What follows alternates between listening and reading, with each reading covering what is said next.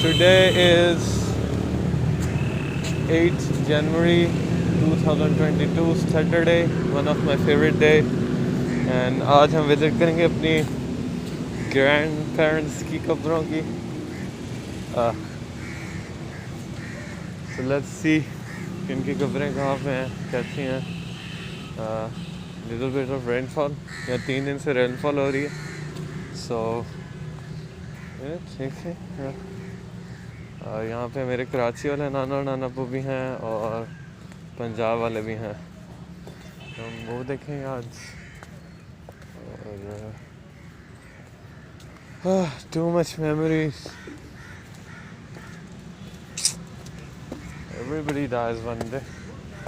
हर रूह ने मौत का जायका चखना. Even I will die one day. Maybe my grandkids will watch this video on my channel. So सबसे पहले हम जाएंगे किधर जाएं हम चलते हैं चलो. अच्छा जी, ये हैं जी हमारे नाना बू कराची वाले. 2007 में इनकी डेथ हुई थी.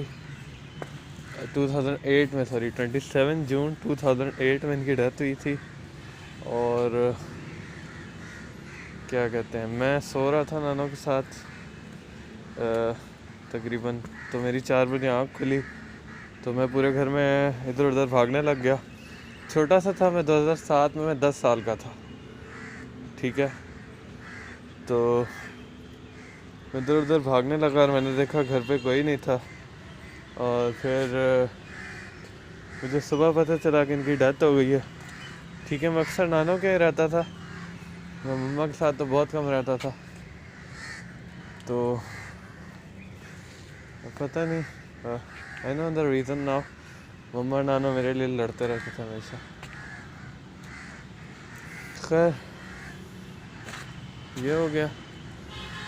और एक और मेमोरी आपके साथ शेयर कर दूँ. मैं वहाँ पे ना हमारे जो फ्लैट था वहाँ पे कराची में, नाजमात नंबर 4 में, फ्लैट नंबर 12 इकबाल टेरेस में. If anybody wants to see this, मैं वहीं पे पला बड़ा हूँ. और वहाँ पे खिड़कियों में बैठ के मैं गाड़ियाँ देखता था बचपन से और गाड़ियाँ काउंट करता था.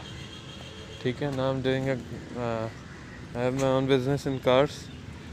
एंड ये वीडियो बनाते वक्त तकरीबन मेरी एज है ऑलमोस्ट 25.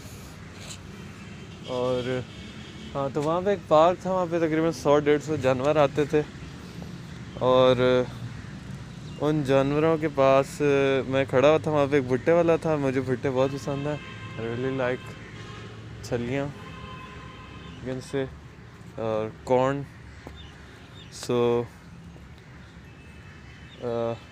वहाँ पे मुझे फिर इतनी ज़ोर की रोने की आवाज़ें आई, तब मेरी मम्मा आई थी. ठीक है, तो कहते हैं कि अगर किसी की अगर डेथ हो ना और उनके सिर्फ बेटे हो तो पता नहीं चलता, और अगर उनकी बेटियां हो तो बेटियां घर सर पे उठा देती हैं. इतनी रोने के वहाँ से आती है तो तब पता चलता है कि डेथ हुई है. तो तब दूर दूर तक पता चलता. ठीक है, मैं काफ़ी दूर था, डिस्टेंस में मेजर नहीं कर सकता, लेकिन मैं काफ़ी दूर था वहाँ से. और वहाँ से मुझे रोने की बात आ रही थी, तब मुझे पता चला मम्मा आई है. तो ये मेमोरी है. उसके बाद हम चलते हैं नानो की तरफ. ये नानो है मेरी. ठीक है, she raise me like her mother. दूसरी माँ की तरह थी मेरी. फातिहा हम बाद में पढ़ेंगे. तो इन्होंने मुझे मतलब I spend almost 21 years with her. पूरा बचपन इनके साथ गुजरा. ठीक है, अक्सर मैं इन लोगों के यहाँ रहता था, इनके पास रहता था मैं. हर समर वेकेशन मेरी इधर होती थी, हर 2 हफ्ते बाद में इधर होता था. तो ऑलमोस्ट मैं इनके साथ ही रहता था. Lots of regrets with her. And you know, loving and hating her with equal proportions. जो किया इन्होंने, जो कुछ किया, जो कुछ, बट आपके बाद लोगों ने बहुत तंग किया. नानो आप होती तो आई थिंक खैर सबकी अपनी ज़िंदगी होती है, वो अपनी खुद ही बनाते हैं, कोई किसी पे रिलाय नहीं करता। और 2018 मेरा बहुत बुरा था, the worst year of my life, और उसने मुझे तबाह करके रख दिया फिज़िकली, मेंटली और इमोशनली। ये सारे मेरे पीछे ऐसे पड़े जैसे एक कहते हैं ना कि एक चीज़ ऐसे बेजान होके पड़ी होती है और वो कुछ नहीं कर पा रही होती, और जो भी आसपास की चीज़ें होती हैं वो सारे कहते हैं चलो आओ इसको तो ख़त्म करें ना मिल के। खैर कोई किसी का कुछ नहीं बिगाड़ सकता, विल पावर आपकी स्ट्रांग होनी चाहिए, और अब मेरी इतनी विल पावर है कि I don't think anybody can stand in front of me and say shit. So ये हो गया। बाकी नानो, अल्लाह मैं आपको जन्नत में आला मुकाम दे। You love me a lot, you taught me a lot of things. मैं आज किसी से डरता नहीं हूँ, आई एम वेरी स्ट्रॉन्ग। एक ये रीज़न भी कराची में कहता हूँ, एंड मुंह पे बात कहता हूँ, मुंह पे बात करो, खुश रहो, ना पीठ पीछे वार करो, मुंह पे खड़े होके साफ साफ कह दो 2 लफ्ज़ों में, and that's one of the best thing that you have taught me. खैर ये है मेरी नानो, और इनकी डेथ हुई है 2018 में, तब मैं निशात में इंटर्नशिप करता था। ठीक है, I was offered a business opportunity, but वो हम यहाँ पे डिस्कस नहीं करेंगे। अब हम चलते हैं हम अपने मेरे जो बायोलॉजिकल ग्रैंड पेरेंट्स हैं उनकी तरफ। ये है मेरे बायोलॉजिकल ग्रैंड पेरेंट्स। ठीक है,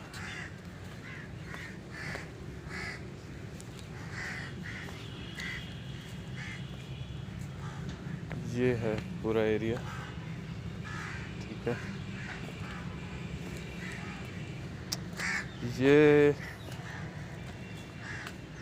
ये है मेरी नानो। ठीक है, आई विश मैं इनसे मिला होता, इनकी बहुत तारीफ सुनते हैं हम, स्पेशली राव बाग में। जिस तरह ये लोगों को डील करती थी उससे अंदाज़ा होता है कि इनकी पर्सनैलिटी कितनी ग्रेसफुल होगी। और मेरे पैदा होने से 4 साल पहले इनकी डेथ हो गई थी, तो I really wanted to meet you, मतलब आई विश मैं आपसे मिला होता। और ये देखो इनकी डेथ 2003 में हुई है। आई थिंक मैं इससे मिला होऊंगा, लेकिन मुझे इनकी मेरे पास कोई मेमोरी नहीं है। मैं विश होती, मैं भी कोई हो, मैं अक्सर आता हूँ कब्रिस्तान, कब्र वगैरह साफ़ कर देता हूँ। मैं भी किसी ड्रीम में कोई मेमोरी आ जाए, क्योंकि जो बचपन में हम जो चीज़ें सीखते हैं वो हम कभी भी नहीं भूलते। होपफुली कोई मेमोरी आ जाएगी, अगर हुई तो। If I ever met you, मुझे याद नहीं है, मैं किसी से पूछूंगा तो मैं एल्डर्स। तो ये है मेरे नाना बू, इनकी 21 मार्च 2003 में डेथ हुई है। ये मेरे बायोलॉजिकल नाना बू हैं। और इनका मुझे सही याद, हाँ, हाजी हाफिज़ नज़ीर हुसैन की अम्मा है। ये वाले नाना बू की अम्मी, इनकी तो 1972 में ही डेथ हो गई थी, जब ये राजा मामा और मम्मा वगैरह की डेट ऑफ बर्थ था, उसके बाद ही तो इनसे तो वो दोनों भी नहीं मिले होंगे। खैर ये हो गए मेरे ग्रैंड पेरेंट्स। और आपको किसको दिखाऊं, ये इसका मैं नहीं बताना चाहता। खैर ये मेरे कज़न्स हैं, आई थिंक, हाँ कज़न्स हैं मेरे ये।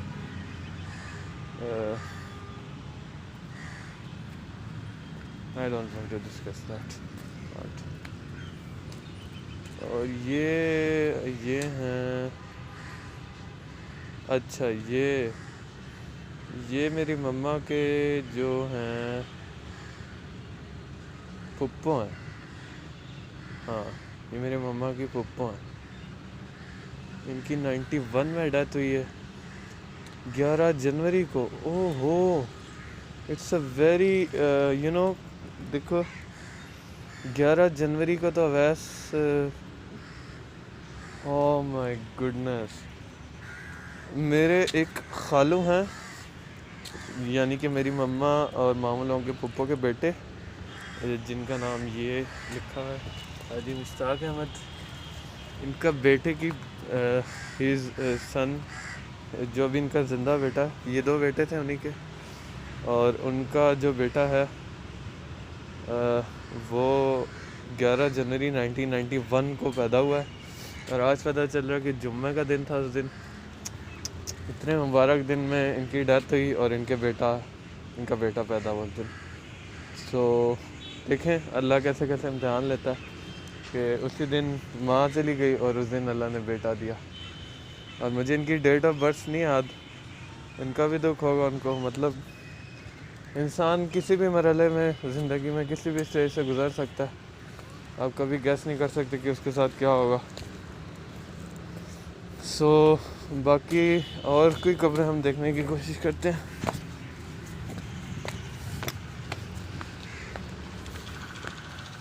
ये मेरे पापा के कज़न्स हैं कुछ, ये उन्होंने बनवाई हैं। मुझे इनका एग्जैक्टली तो नहीं पता, लेकिन देखें काफ़ी अच्छी बनी हुई है रूम। सी इनका बिजनेस है और फर्नीचर का बिजनेस है इनका। When you have business you can do anything you want, anything literally। देखें मच यूजफुल, मतलब जो उनकी इस्तेताअत के मुताबिक उन्होंने बनाया, ठीक है। और ये हैं बाबा जी और अम्मा। ये हम आपको बाबा जी दिखाते हैं, इनसे मैं मिला हुआ था। अच्छा 21 मई 2002 को इनकी डेथ हुई है, ठीक है। ये नज़ीर हुसैन और बशीर हुसैन के नाना वालिद माजिद हैं, ठीक। मैं इनसे मिला हुआ हूँ, बाबा के साथ में आया था कराची से। और ये इनके दांत नहीं था, आई थिंक कि पता नहीं ऐसे कुछ था। ये यूँ मतलब ये जिस तरह से खाते थे, उनकी एक वो थी जो छड़ी होती बाबा बूढ़े बुज़ुर्गों के पास, वो थी, उसको पकड़ के चलते थे। और आजकल जिधर मैं सो रहा हूँ, ये आई थिंक इनकी वही जगह होती थी, वहाँ पे चारपाई डाल के लेटे हुए होते थे, मतलब जिस घर में आजकल हम लोग रह रहे हैं। तो काफ़ी बूढ़े थे ये, मुझे इनका फेस भी याद है और ऐसी कोई मेमोरी नहीं है ख़ास इनके साथ। ये जो मैंने आपको नाना अब्बू दिखाए हैं, कराची वाले नाना अब्बू, ये उनके जो थे अब्बू थे। ये आ गई हमारी अम्मा ज़्यादा। 6 मार्च 2000 में इनकी डेथ हुई है, तब मैं 3 साल का था, ठीक है। और ये उनकी यानी कि ये दादी हैं, इनके बारे में सुना है कुछ, लेकिन पर्सनली आई थिंक मैं इनसे नहीं मिला। मिला हूँगा तो 3 साल के बच्चे को क्या याद होगा, ठीक है। ये आप देखें अम्मा ज़्यादा। सो इनके साथ कोई मेमोरीज नहीं है। और आई थिंक मैंने नर्सरी स्टार्ट की थी 3 साल का था, तो मुझे क्या पता, मुझे तो ABC और 1 2 ही आती होगी बस। ये हो गया। और यहाँ पे एक मेरे हैं खालू और हैं, ये हैं ज़हूर अहमद, ये उमेरा आंटी हैं। इनकी 14 अप्रैल 2006 को जुम्मे के दिन डेथ हुई है। इनकी पक्की कब्र अभी कुछ दिनों पहले ही बनी है, ठीक है। मेरी खाला हैं। 2006 में मेरी 2006, 16, 17, 18, 19, 20, 21, 15 और आई थिंक ऑलमोस्ट 16 साल हो चुके हैं इनकी डेथ को। तो इनका जो सबसे छोटा बेटा है, इसका नाम है शहबाज, वो तकरीबन 2 साल का होगा तब। और मेरा एक कज़न है जीशान, उसके साथ मेरा तकरीबन काफ़ी टाइम गुजरा।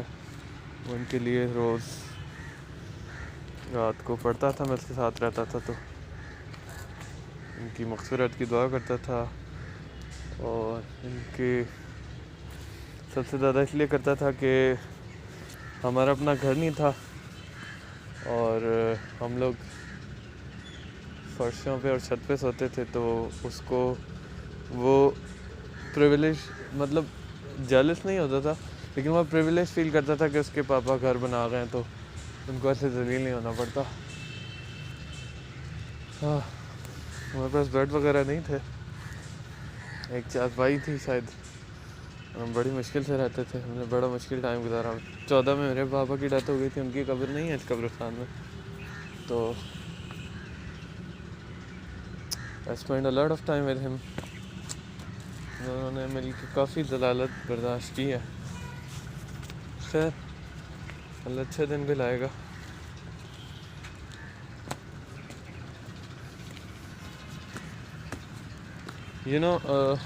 जिसका मैं बता रहा था जीशे का, वो मेरा दुखों का यार है। मतलब जो हमने ज़िंदगी का सबसे बुरा वक्त गुजारा, वो साथ गुजारा, जहाँ पे हमारे पास खाने को नहीं होता था, हम पढ़ना चाहते थे लेकिन फाइनेंशियल सपोर्ट नहीं थी। फाइनेंशियल सपोर्ट थी तो वो किसी के थ्रू थी, और वह ये चाहता ही नहीं था कि लोग पढ़ें। और अब का ये तकाज़ा है कि मेरा स्टमक ख़राब हो चुका है बहुत बुरी तरह से, और उसको किडनी में पत्थरी है। सो अल्लाह में सेहत दे। ये सीन है, बस दुआ है जो भी इस वीडियो को देखे, अल्लाह किसी को उसका मोहताज ना करे। एक दुआ है जो इस नए साल में मैंने ख़ुद के लिए मांगी है, वो ये है कि अल्लाह, अगर आप हाथ उठाएं तो अल्लाह से मांगने के लिए उठाएं। अगर आप ज़बान से कुछ मांगें किसी से, तो वो अल्लाह से मांगें या अल्लाह को याद करें, ठीक है। और आपकी ज़बान इस तरह की हो कि उससे किसी इंसान को तकलीफ़ ना हो। तो हम वापस जा रहे हैं अब, और आँखें अगर रोएं किसी के लिए, तो वो अपने की किसी की याद में रोएं।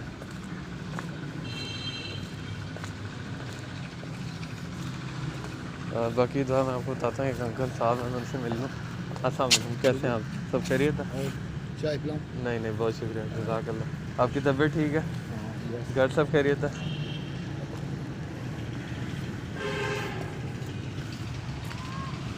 अच्छा, तो मैं आपको कह रहा था, और अगर आप किसी के सामने झुकें तो सिर्फ अल्लाह के सामने झुकें, और किसी के सामने ना झुकें।